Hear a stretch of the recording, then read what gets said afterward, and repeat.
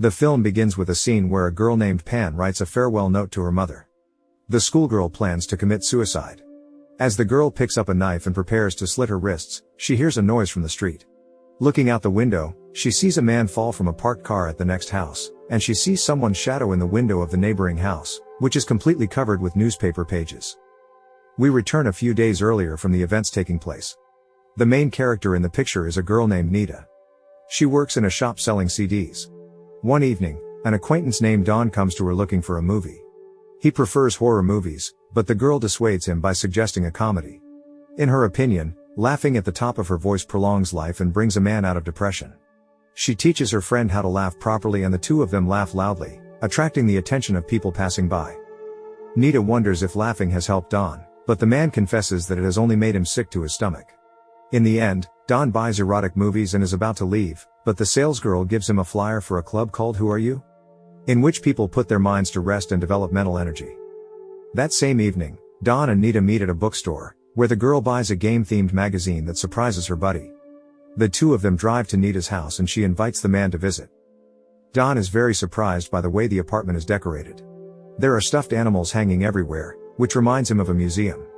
He begins to look at a photograph on the table and Nita tells him that it shows her son, Tun. She confesses that her child hasn't been to school and hasn't left his room in 5 years. Such news shocks the man. He asks his girlfriend if she is sure her son is still in the apartment, but she advises him to watch less of the ghost movie. There is a noise coming from upstairs and the woman yells for Tone to be quiet. Nita sees her guest off and comes outside to find that a piece of newspaper has peeled off the window of her son's room. However, at the same moment someone had glued it back on. A man from the neighboring house peeks out and begins to wonder what she is doing outside at night and who the young man has left her, but the woman ignores him and goes inside. Nita goes to her son's room and puts the magazine she bought at the kiosk under the door, explaining that Don is only an acquaintance. When the girl leaves, the magazine disappears under the door. One day, Nita buys food at a grocery store near her home. The saleswoman complains to her about her life, her husband, and her son, but the girl advises her not to be discouraged and to think positive thoughts. She gives her a flyer for a cult called Who Are You? The saleswoman inquires about Nita's son's condition, saying that she had heard some people see the boy leave the house.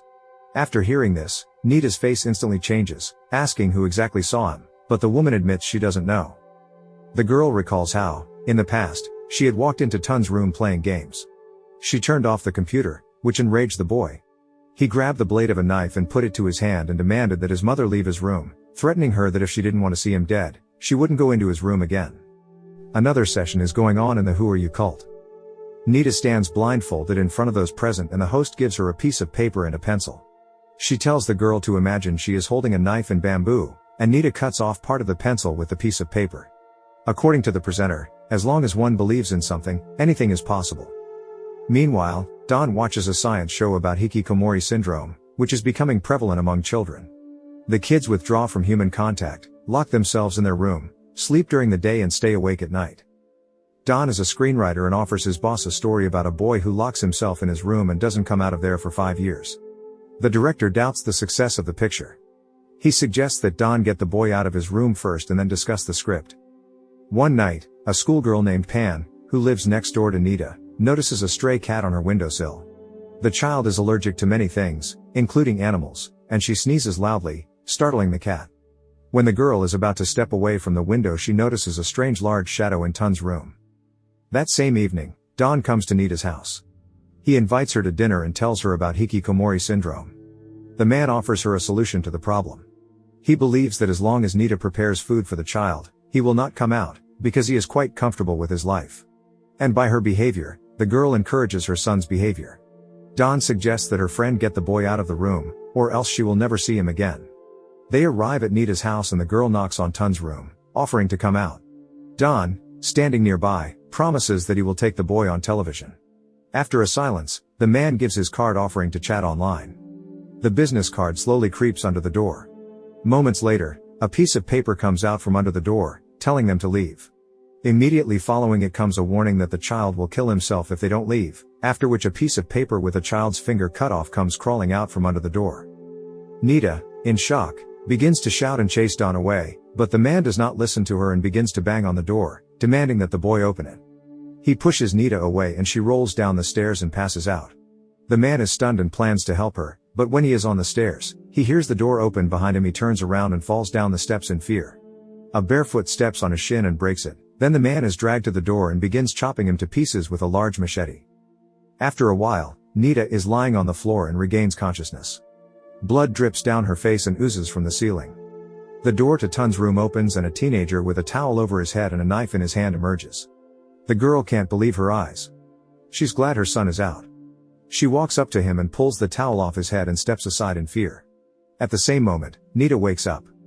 The next day, Pan looks out the window and sees a group of police officers outside. Her neighbor has reported a robbery. The cops interview witnesses and stop by Nita's house. They ask if she saw anything suspicious last night, but the girl answers sharply that she did not. One of the employees is about to go upstairs, but a colleague hollers at him and they leave. Nita visits the cult again, where the presenter talks about inner energy. She gives the example of how a man became a woman and had 2 children. After an accident he lost his memory and with the help of hypnosis thought he was a girl. When his memory came back to him, he could not accept his change and committed suicide. His children also died immediately, turning into dust. The presenter explains that this is evidence of the limitless possibilities of mental energy. As long as a person is in something at the time, it can come true. When Nita returns home, she rescues Pan, who almost gets run over by a moped. Her mother runs out of the house, thanks to Nita. She gives her a flyer to a cult. When the neighbor returns home, however, she admits to her daughter that she wants nothing to do with Nita. Nita returns home as usual and prepares dinner for her son and brings it to the door. When she asks him if she should make something else, a piece of paper with the word no slips out from under the door. When the woman leaves the house, Pan spots her and invites her in. She admits that she has read the booklet, but she does not believe in infinite happiness or mental energy, and trusts only the facts. Nita begins to put the girl into a trance. She asks her to imagine that she is in a clearing in the soft green grass, the sun is shining and a cool breeze is blowing. She confesses to feeling much better. Nita assures the girl that her allergies, which doctors say are incurable, can be cured if she believes in them and gives her brain the right attitude. As Nita is about to leave, the girl asks her about Tanya and why he taped up the windows. As soon as she talks about her son, Nita changes her face and hurries away. On her way out, she recalls how in the past she came home to a house that was a mess, and neither her son nor her husband helped her in any way. It was then that she first saw an advertisement for a cult called Who Are You? The woman once again attends a class at her club. The facilitator teaches them how to amplify their mental energy. While doing the exercise, Nita is reminded of the time a note was passed from under the door by Tone saying that he was not her son. She recalls again how her son had been playing on the computer all day and her husband had not responded in any way, doing nothing but cleaning his gun. She begins to accuse him of cheating, saying that he went on a business trip with another woman and not with a colleague. The man becomes angry and begins to beat his wife. Their son follows the family scandal through a crack in the ceiling. The man says he is leaving the family and when he is about to go outside, Nita points a gun at him, saying that their son wants them all to live together. Meanwhile, outside, a group of teenagers are playing chess. They are discussing Tun, who hasn't left his room in 5 years. They recall that his father left the family when he found a mistress. One of the boys claim that sometimes the boy goes out, some of the residents have even seen him several times. We return to the moment when Pan plans to commit suicide. She learns that her mother has been fired from her job, and going to doctors and trying to cure her allergies is costing her a large sum of money. Pan asks her mother's forgiveness and writes that she loves her and thanks her for everything she has done for her. Meanwhile, one of the teenagers, who lives in the same house as Pan, wants to spy on him. In his room, he climbs up to the suspended ceiling and makes his way over to Tun's room. Slightly lifting one of the slabs, he takes a picture of everything in the room. When the guy looks through the picture he finds an eye staring at him at point-blank range. He is frightened, and when he is about to leave, he notices a man's corpse next to him. The teenager loses his balance from fright and falls from the ceiling into one of the rooms. He ends up just inside the apartment of a man who has recently been robbed. A pensioner sits with a shotgun and guards the thieves. He hears a noise in the next room and notices a guy running away. The man thinks it is the burglar and shoots the teenager with his gun. He falls dead from the balcony right onto the car. Pan is watching all this. She notices a cat in the street with its head stuck in a bag. The girl, despite her allergies, decides to help the animal. She goes outside, but finds that the cat has entered Nita's yard. The girl tries to shout to someone, but no one is home.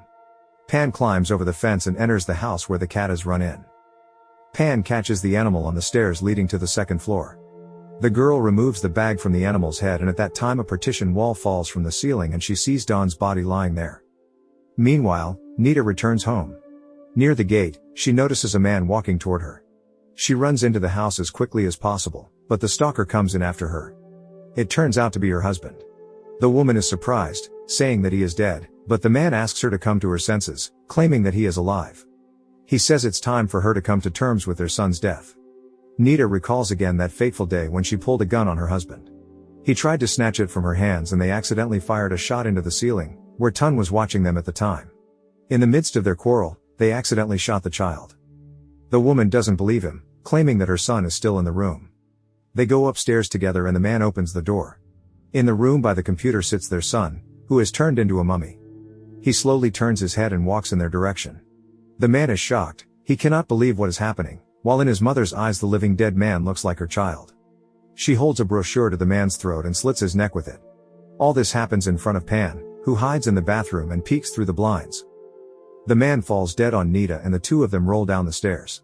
The mummy approaches the woman and the woman strokes the monster's face, seeing her smiling son. Pan tries to sneak away, but the mummy notices her. The girl climbs to the ceiling and tries to escape. The monster knocks down the ceiling tiles, trying to throw the child off. The teen moves around on the supports until she crawls to Don's corpse.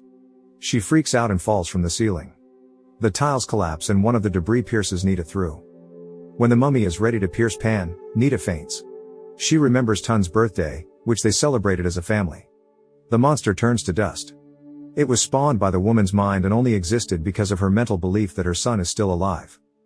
Time passes. Pan attends a sectarian club called Who Are You, and she, just as Nita once did, manages to cut a pencil with a piece of paper. The protagonist survives and has been admitted to a mental hospital. Nita still seems to correspond with her son through notes. The author of the picture does not give an unambiguous denouement of the film, allowing the viewer to think up the ending of the picture on his own.